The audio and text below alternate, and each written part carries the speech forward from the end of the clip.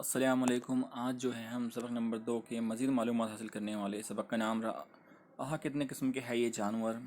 इससे मैंने आपको बताया था कि हर जानवर की अपनी ख़ास बात होती है। जिस तरह मैंने आपको यहाँ पे बताया था हाथी, इससे हम क्या काम ले सकते हैं, इसका रंग कैसा होता है, ये किस काम आता है। तोता, इसके बारे में मैंने आपको बताया था। चिड़िया, हिरन जो है यहाँ पे, ये मैना दिखा है यहाँ पे, नाग यहाँ पे, बारहसिंगा यहाँ पे, तोता, इनकी अपनी अपनी ख़ास बात है जिसकी वजह से ये अपनी मिसाल आप है।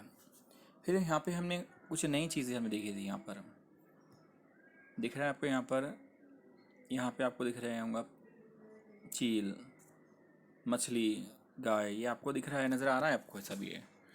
तो इनके बारे में मैंने आपको बताया था मस्कन के लिहाज से, जिसे हम कहते हैं कि हम कहाँ रहते हैं, ठिकान के हिसाब से। कहते हैं ना मैं घर पे रहता हूँ, आप कहेंगे हम लोग घर पे थे सर। लेकिन यहाँ पे जानवरों को बांटा गया है।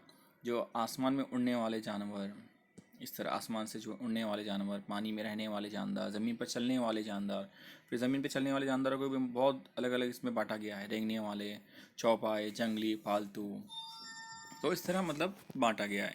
फिर हम आगे बढ़ेंगे। यहाँ पर हमने सीखा था रंग के लिहाज से। किसी का रंग अकेला, यानी कि यहाँ पे सफ़ेद रंग का होता है, कोई कोई काले रंग का होता है, कोई रंग बिरंगा होता है। जानदारों में अलग अलग रंग, उनकी खास बात की होती है और अलग अलग उनकी पहचान होती है, हम उससे पहचान सकते हैं।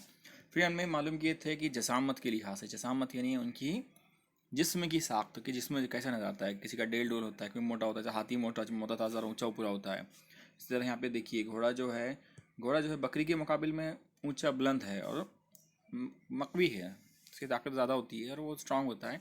उसकी जसामत ज़्यादा होती है, कद ज़्यादा होता है। यहाँ पे कद के लिहाज से बताया गया। देखिए घोड़े का कद जो है ज़्यादा है और बकरी का कद उससे छोटा है। उससे छोटी यहाँ पे गिलहरी है, गिलहरी से भी छोटी यहाँ पे झिंगर और चींटी नज़र आ रही है।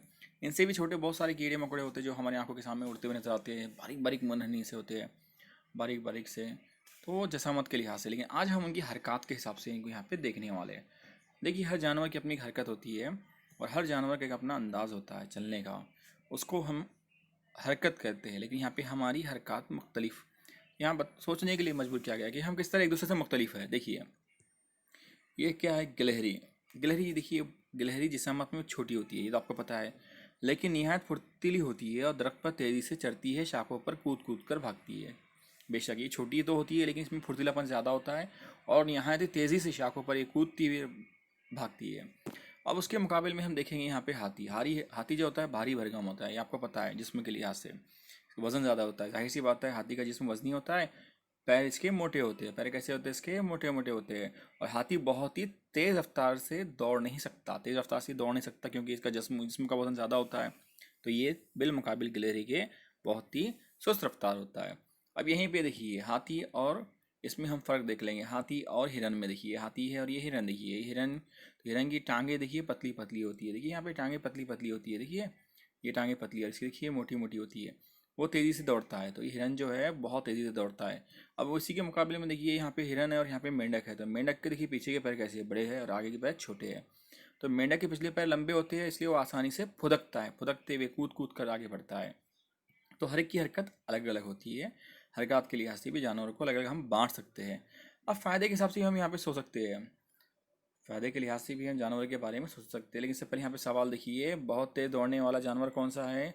घोड़ा, हिरन वगैरह। सुस्त रफ्तार जानवर जो है, तो यहाँ पे बहुत से दूसरे जानवर हैं, कछुआ, केचवा वगैरह, जो भी कछुआ वगैरह, ये अलग अलग जानवर है इसमें। लेकिन अब यहाँ पे बताओ तो भला, यहाँ पे सवाल किया गया आपको, बताओ तो भला हम गाय क्यों पालते हैं? पहला सवाल ये देखिए यहाँ पे नज़रों के सामने आपके, हम गाय क्यों पालते हैं? गाय क्यों पालते हैं भाई? अभी तो आपको बताना बहुत ज़रूरी है, क्यों पालते हैं हम जानवर, खासकर गाय बकरी वगैरह क्यों पालते हैं, भैंस वगैरह। इससे हमें दूध हासिल होता है और ये इससे बहुत सारी दूध से मिठाइयाँ बनती है और दूध हमारे लिए फ़ायदेमंद होता है, ग़िज़ा के तौर पर इस्तेमाल होता है, इसलिए हम गाय वगैरह को पालते हैं।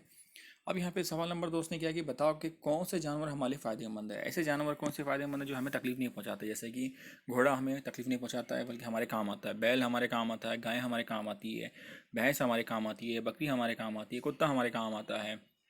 इसके अलावा दीगर जानवर जो है, मुर्गी वगैरह जो है हमारे काम आते हैं, इसे हम पालतू जानवर जिसे हम कहते हैं। ये जो है सारे काम में आते हैं और फ़ायदेमंद होते हैं, इसलिए हम इन्हें पालते हैं। ओके। और इसके अलावा यहाँ पे देखिए, घर में चूहों और खटमल का होना हमें क्यों अच्छा नहीं लगता? क्यों अच्छा लगता? भाई चूहे बहुत ज़्यादा हो गए तो हमें बहुत अच्छा लगता है क्या? नहीं भाई, हम उसको मारते हैं, या उसे भगाने की कोशिश करते हैं, क्योंकि चूहों से हमें नुकसान पहुंचता है, हमारी चीज़ों को वो कुतरते हैं और चीज़ों को गंदा और ख़राब करते हैं, उनसे बीमारियां भी फैलती है। खटमल को हम क्यों पसंद नहीं करते, आपको मालूम है, खटमल इंसान का खून चूसता है, लेकिन इससे बीमारियां भी फैल सकती है, इसलिए खटमल को कोई पसंद नहीं करता। खटमल नुकसान पहुँचाते हैं। अब हम फ़ायदेमंद है। अब जानवरों के बारे में मैंने कहा था कि जानदारों में हम जैसे वहाँ पे भैंस है, तो हम फ़ायदेमंद क्यों हैं फ़ायदेमंद? हम चाहत से जानवर पालते हैं। देखिए, हम बहुत जानवर तो हमें बहुत सारे जानवर पसंद आते हैं, तो हम चाहत से जानवर पालते हैं। कुत्ता घर की रखवाली करता है, कुछ लोग बिल्ली की भी शौक शौक से पालते हैं। गाय भैंस बकरियां दूध देती है। तो चाहत, एक तो पहले चाहत होती है जानवर पालने की, और दूसरी चीज़ कुत्ता घर की रखवाली करता है, इसमें हम देखते हैं कि हमारी हिफाजत हो रही है। और घर कुछ लोग जो बिल्ली भी शौक से पालते हैं, बिल्ली किसी को अच्छी लगती है दिखने में, तो इसलिए वो खूबसूरत लगती है, तो लोग पालते हैं। गाय भैंस बकरियां दूध देती है, इसलिए हम उसे पालते हैं। कुछ लोग मुर्गियाँ भी पालते हैं, क्योंकि उसे अंडे मिलते हैं, गोश्त मिलता है। गोश्त, मछली, अंडे जैसी ग़िज़ाई अशिया जानवरों के ज़रिए ही हासिल होती है। अभी हमें गोश्त कहाँ से मिलता है? मुर्गी वगैरह से, तो ये हम इसलिए इसको पालते हैं, बकरा वगैरह।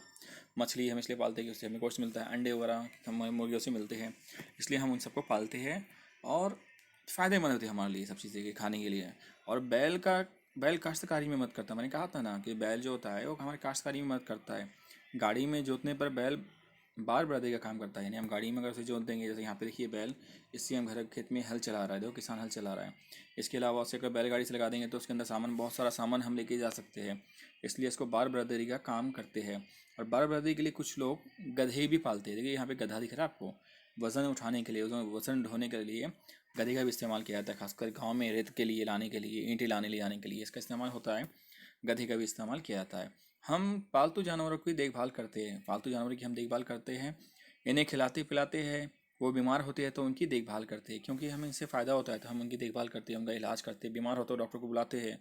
तो ऐसे जानवर जो हमें, जिससे हमें फ़ायदा है, जो पालतू जानवर है, जो हमें दिखते अच्छे से, हम चाहत रखते हैं, जिससे हम मानुस है, उनको हम डॉक्टर के पास ले जाकर उनका इलाज भी करते हैं और उनका देखभाल करते हैं। पाले हुए जानवर भी हमसे मानुस हो जाते हैं। अब इतने हम आपस में प्यार होता है जानवर और इंसान में कि एक दूसरे को वो के बगैर रह भी नहीं पाते। देखिए कुत्ता कभी कभी बाहर अनजान आदमी को भोंकता है, लेकिन घर के मालिक के बच्चों को, उन्हें नहीं भोंकता है, कि वो आपस में मानुस हो जाते हैं। हर जानवर को एक दूसरे से, जानवर को इंसान को आपस में उनसीयत हो जाती है, प्यार सा हो जाता है। पालतू जानवरों को आपस में बचपन से लेकर बड़ा हम करते हैं उनको, तो इसलिए आपस में एक अच्छा सा माहौल आपस में बन जाता है। चलिए आज के लिए इतना काफ़ी है। अल्लाह हाफिज़। अगली की रिपोर्ट मैं अगले बनाऊँगा। ओके।